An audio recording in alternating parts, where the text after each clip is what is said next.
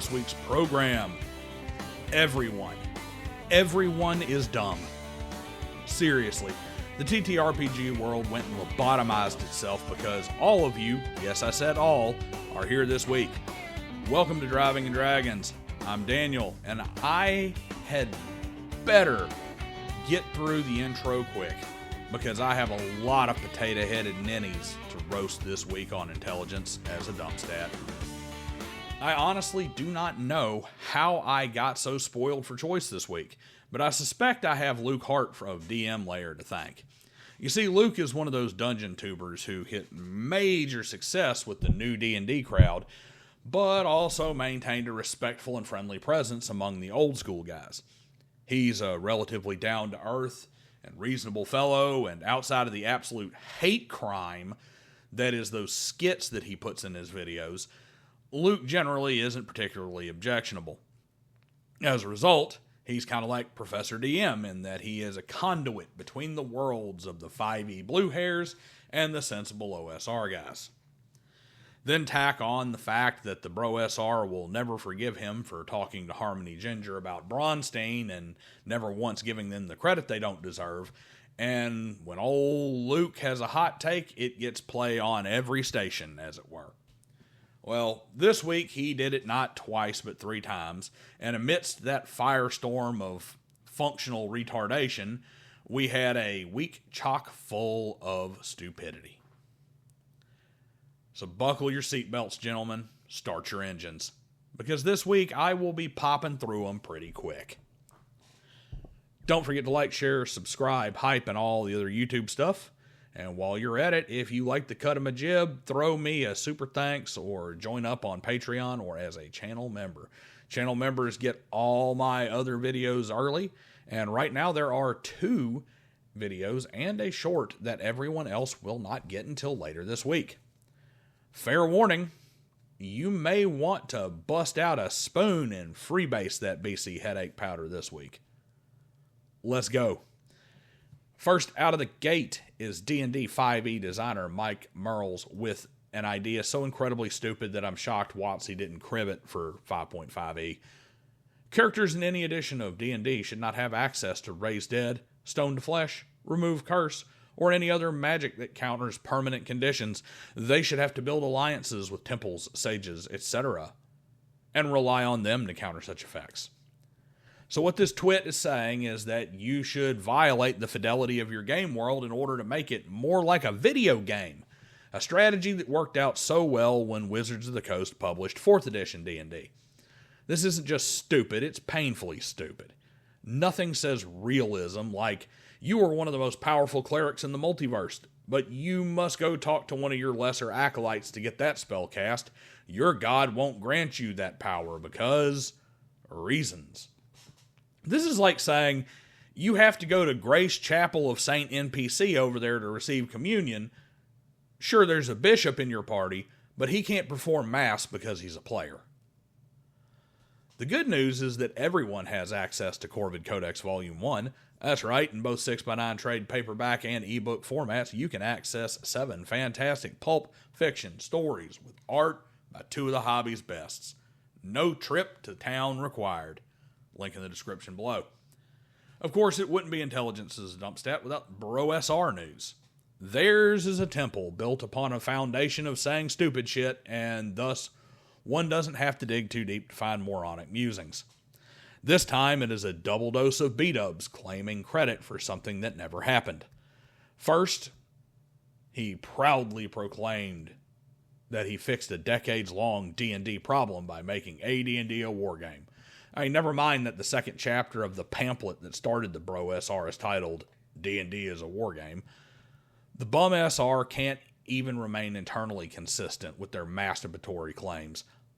When Noble Shield expressed elsewhere his rather pointed opinion of the bros, BDubs fell back on Bro SR favorite tactics of quote posting and saying, when you're angry that the Bro SR reshaped the entire hobby for chads who mock your BO. BDubs is the poster child for a permanently online loser with no life outside of X. So he's not only blowing massive amounts of smoke again, he's also a hypocrite. The Bro SR hasn't reshaped anything except their opinion of themselves. Outside of a niche subset of a niche hobby on X, nobody even knows who they are. Since I mentioned Noble Shield, let's step outside of gaming itself into the gaming adjacent real quick. Noble showed the entire world why they should shut the door in his face mid-sentence, then loudly lock several latches and deadbolts to keep him out if he ever shows up asking for seed money to invest in his new game shop. It dawns on me that far too many people don't understand that sales are secondary to game stores. You don't upsell to customers or focus on making money. You're there to build a community. Dude, Field of Dreams was a movie. They will not come just because you built it. And you can't take your tight-knit community of supportive gamers to the bank and deposit it into an account to pay your rent. The numbers of friendly local game stores that had a great community but closed their doors shortly after the owner had to go back to work the job he retired from to try and keep it open are legion. It's a business. You want your local game store to stay open? Instead of showing up with your drive-through RPG copy of a game and the cheaper sodas you got at the gas station, buy a game and a drink there and introduce the owner to some of the cool indie games you would like to try so he can stock them or order them for you. Because sales are secondary, but they are also primary and tertiary. Seriously, the fantasy world that these kids have come up with when it comes to business. You know what? Something else that needs sales? You know something else that needs sales? Preborn. The charity that helps provide poor mothers with ultrasound so that, save countless lives from murderous choice. What sales do they need? Well, they need sales of White Dwarf summer merch from Patty's Parlor. Other folks are out here doing idiotic AI, art, elf, anime, girl, and bikini month in support of gooning to the tunes. And Patty is out here rocking this sweet button down in support of a cause that matters. Yeah, I saw it, so you all have to see it too. Just say a little prayer for the wife and kids who had to be present for this little photo shoot from Patty. So hop over there and grab a hairy dwarf and a Speedo tee for yourself so that you can put your wife and kids through the same shame at your next pool party. At the top of this rapid-fire IAADS, I said Luke Hart set off more than one firestorm, so it's time to pay off on that. He opened by asking what should be done when a player misses a session, and offered up 3 options: hand the PC to another player, play the PC yourself, or simply omit them. Not much objectionable there. But of course it brought in all the idiots who just can't help themselves with replies that are not answers to the question. Namely rawtards like Krafty Matt, who says this wouldn't be an issue if each player had multiple characters running on one-to-one time where a PC ends in town before the session ends. In other words, just play video gamey dungeon dives, man. Seriously, Matt, did you forget that one-to-one also has provisions for sessions that end mid-adventure? I guess all the blood rushing to your head from the twists, bends, and contortions one-to-one raw purists have to make to force one-to-one to work around common situations made it kind of fuzzy for you. How about next time answering the question with an answer that works for a playstyle more than a few dozen people use? It wasn't just that, though. Luke Hart also dropped this bomb. The worst part of D&D combat is the end, where we all know the players won, but there are still 20 minutes worth of hit points to chew through. Just end the fight narratively and ask the players to describe their finishing blows. This is a painfully idiotic take from a DM who has proven over the years that he should absolutely know better. He got roasted for this take, and rightfully so, with advice like, have your monsters or NPCs act like actual creatures instead of video game hit point bags. And, they don't have to keep fighting. They can run or surrender. You can still give XP for enemies that aren't killed.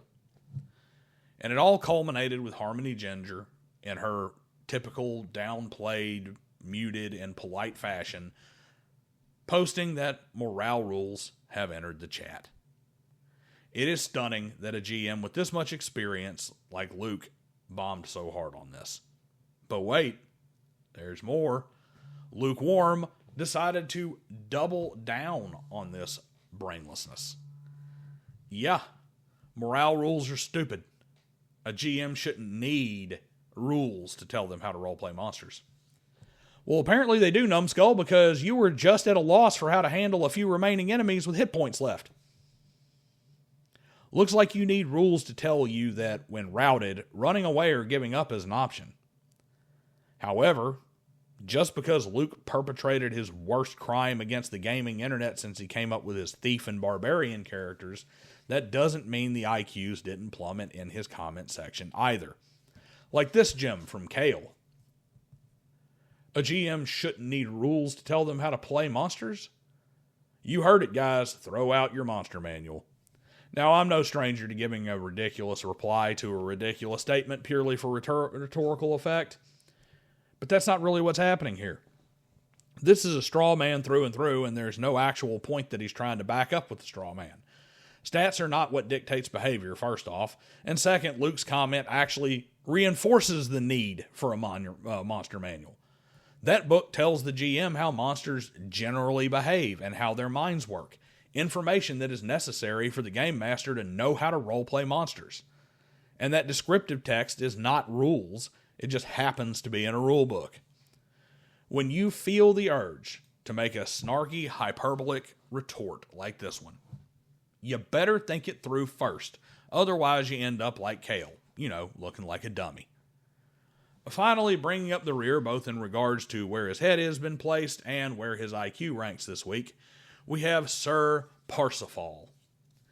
Now, this whole thing spun off the Luke Hart morale debate because Chubby Funster and Noble Shield were shooting past each other. Shield had called another commenter's response moron logic because the GM should decide how monsters behave, and Funster replied that morale rules actually cover involuntary panic, and that the monster isn't deciding to act. It isn't a rational planned retreat like a DM would decide. It's a visceral response. They're both right and both wrong, and I said as much, opining that morale rules are a measure of resolve, and while yes, the response is involuntary and instinctive, morale in conjunction with other aspects of the mechanics combine to advise the DM on how to handle the failure of that morale.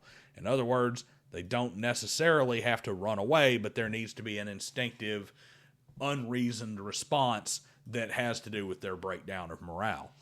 Essentially, a well-designed morale rule is training wheels or guide buoys for a DM who hasn't yet developed the natural sense for realistic behavior from monsters or NPCs.